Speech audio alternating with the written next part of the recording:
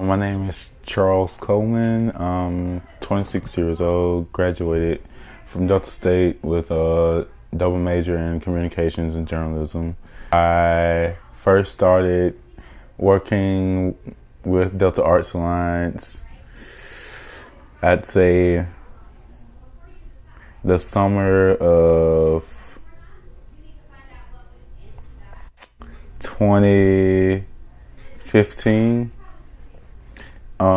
And that was with Amber Wolf, and I started helping her out with some of her plays during the summer. I first started at B.B. King Museum, and I taught theater and drama, and then I started to get more interested into filmmaking and photography. Just sitting down and talking with Rory, and she knew that I had a good theater background. And so pretty much started off with easing me into teaching theater to the after school program in Indianola.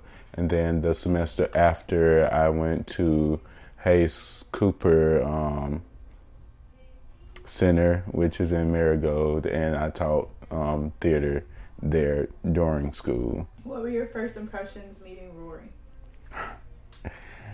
Let's see. At first, I thought, she was like a little tough, and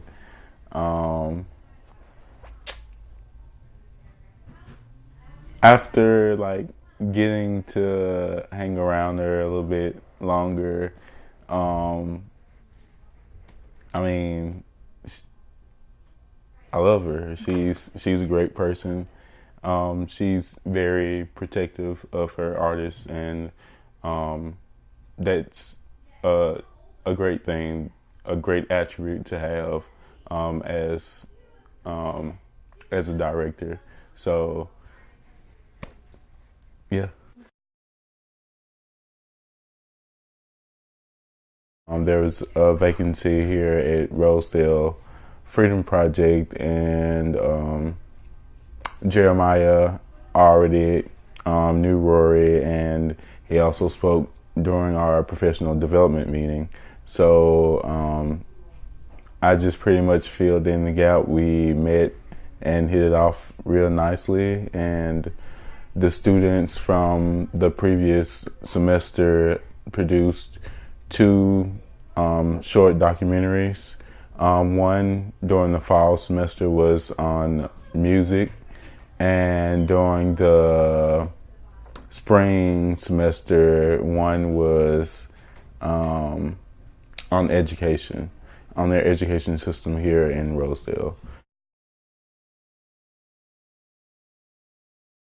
Now I'm doing the same thing, introducing filmmaking, but to a different group, to middle schoolers, which is kind of a tough thing to wrangle, but for the most part, it's been fun, and I will continue my artist in residency here during the fall and spring of 2017-18. Having the students shadow and follow me, so then that way the last 2 weeks of programming, they'll be able to create their own piece. So, without further ado, here's my project on Rosedale Freedom Project. Since our first year, we were like a small new organization, and we didn't have a ton of resources, and Delta Arts Alliance really doubled down that year, and they actually were able to give us 2 artists in residence, and that just was like such a boon to our first year, and really helped to like make our first year successful. It allowed us to do a theater program and a visual arts program, even though we still had a very small staff.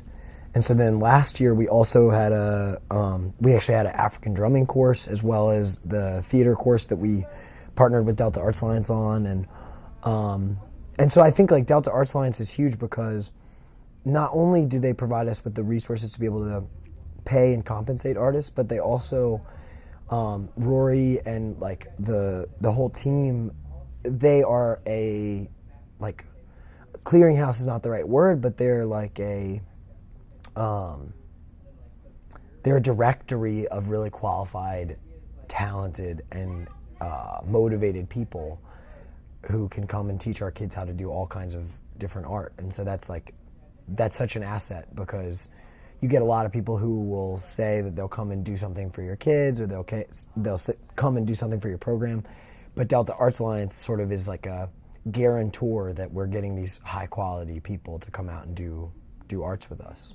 Our first year, Miss Delperdang, who did our visual arts project, she and her kids put on a really impressive showcase of like all these really cool visual arts projects that were all aligned with our lead principles: love, education, action, and discipline. And the success of her kids' artwork actually was like a huge it was a huge selling point for a lot of people when they came and visited the program, to say, oh wow, kids are really doing something here. Like, not only are they creating cool artwork, but they're creating artwork that has like an ethic, like artwork that is about something bigger than just art for art's sake. It's art with values underlying it, and so that was really cool. And then specifically, like that year, one of our students, Nigel Towers, who had never really like presented that much, she was very shy. She often like wouldn't want to speak in front of a crowd. She like led the showcase that year, and that was like largely a product of the fact that she had such a cool experience doing art and felt so confident in her artwork.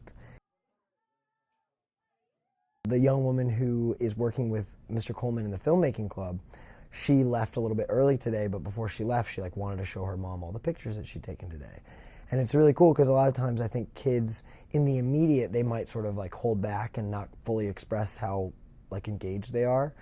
But when they get around their parents and when they get a chance to showcase their work, I think it's like their smiles speak for themselves and their excitement speaks for itself, that like she's so excited to show her mom just these little pictures that she took around the building. I just think Charles is great. I mean, he's really like become a part of the Rosedale Freedom Project in addition to his work, well above and beyond what his commitment was for Delta Arts Alliance. And so this summer, like, he's volunteering a ton of his time to do this filmmaking project just because he wants to.